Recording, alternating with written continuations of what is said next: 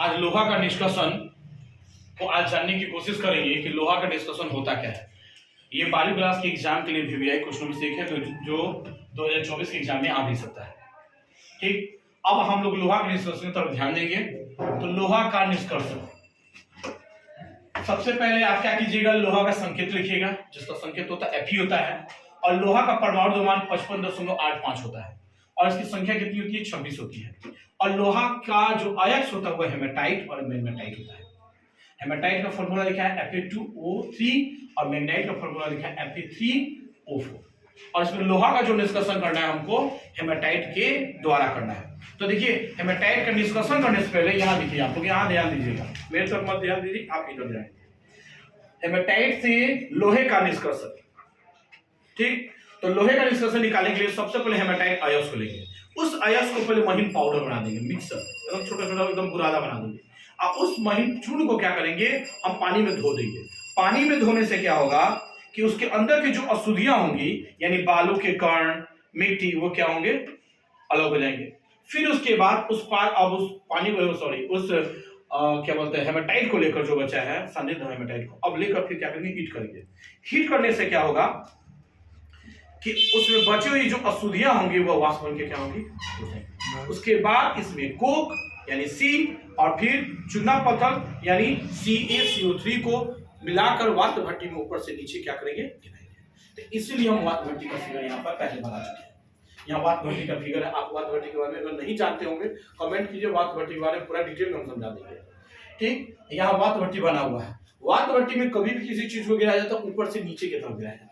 ऊपर से कहाँ, नीचे की तरफ। यहाँ जो दिखाई दे रहा है आपको व्यर्थ गैस निकलने को है। यहाँ पर ऊपर टेम्परेचर कम रहता है, नीचे टेम्परेचर ज्यादा रहता है। यहाँ से हवा का झोंका दिया जाता है, यहाँ व्यर्थ गैस निकल जाती है, धातु मन बनेगा, CO2 बनेगा। अब इसके प्रोसेस के बारे में हम आप बताएंगे। नीचे देखिए द्रवित लोहा है और ऊपर धातु मन है। जब वाष्प भट्टी में मिक्सचर को, यानी कौन सा मिक्सचर भैया, अयस्क है, कार्बन है, चूना पत्थर है, तीनों को मिक्स करके जो ऊपर से नीचे की तरफ गिराएंगे तब इसमें 3 प्रोसेस होती है। पहला प्रोसेस देखिए क्या होता है, पहला प्रोसेस भट्टी के तल में होगा। तल यानी नीचे, तल यानी क्या होगा, नीचे। वहां 1500 डिग्री सेल्सियस। 1500 डिग्री सेल्सियस में क्या होता है कि कार्बन ऑक्सीजन से अभिक्रिया करके CO2 बना लेगा। कार्बन ऑक्सीजन से अभिक्रिया करके क्या बनाएगा, CO2। आप बोर्ड की तरफ देखते रहिए, देखिए यहाँ पर बना CO2 बनाएगा। फिर भट्टी के बीच में प्रोसेस हो जाएगा, भट्टी के बीच में।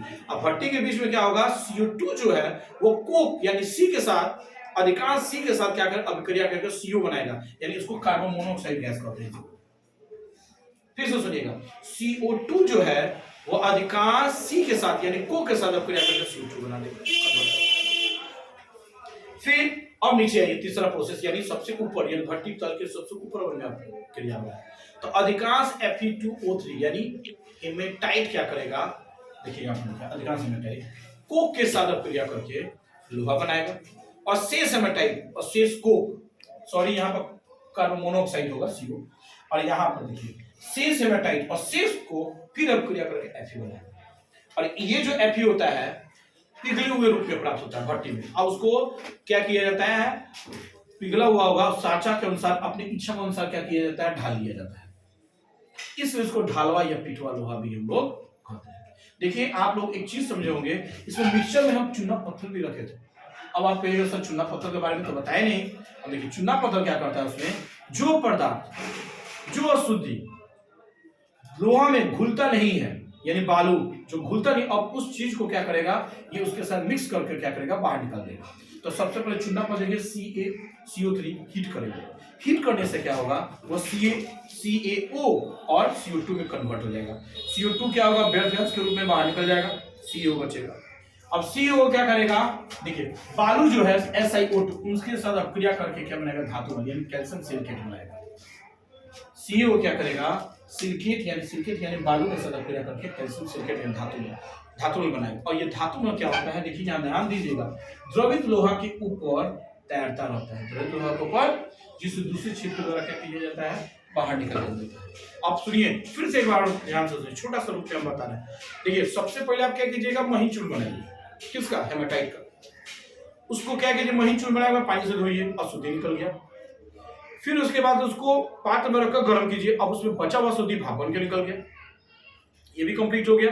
फिर उसके बाद कोक और चूना पत्थर को मिक्स करके वात भट्टी ऊपर से नीचे गिराइए। तो वात भट्टी में जाएगा तो 3 प्रोसेस हो रही है। फर्स्ट प्रोसेस में कार्बन ऑक्सीजन सब क्रिया करके CO2 बना दिया। फिर दूसरे प्रोसेस में CO2 अधिकांश C के साथ यानी कोक के साथ क्रिया करके CO बना दिया। और फिर नीचे अधिकांश आपका हेमाटाइट जो है CO के साथ अभिक्रिया करके Fe बनाता है। और शेष क्या बोलते हैं, शेष हेमाटाइट और शेष कोक अभिक्रिया करके फिर Fe बना रहा है। अब इसको इच्छा के अनुसार हम अपना ढाल लेते हैं, इसमें पिठुआ या ढवला हम कहते हैं। और इसमें बचा चूना पत्थर, ये चूना पत्थर क्या करता है, CO चूना पत्थर जब हीट होगा तो CaO और CO2 में कन्वर्ट हो जाएगा। ये CaO फिर बालू जो पदार्थ उसमें गला नहीं है, लोहा में जो पदार्थ उसमें गला नहीं है ना, ये बालू, उसके साथ रिएक्शन करके धातुमल बनाएगा और वो धातुमल आपके द्रवित लोहा के ऊपर आएगा। बस सिंपल, इतना ही छोटा है। देखने में आपको बड़ा लगता होगा, ये बड़ा बड़ा कुछ नहीं है, बस सिंपल सा है। ठीक है, आप लोग चैनल को सब्सक्राइब कीजिए। अगर किसी प्रकार डाउट होगा तो आप कमेंट कीजिए। Thank you.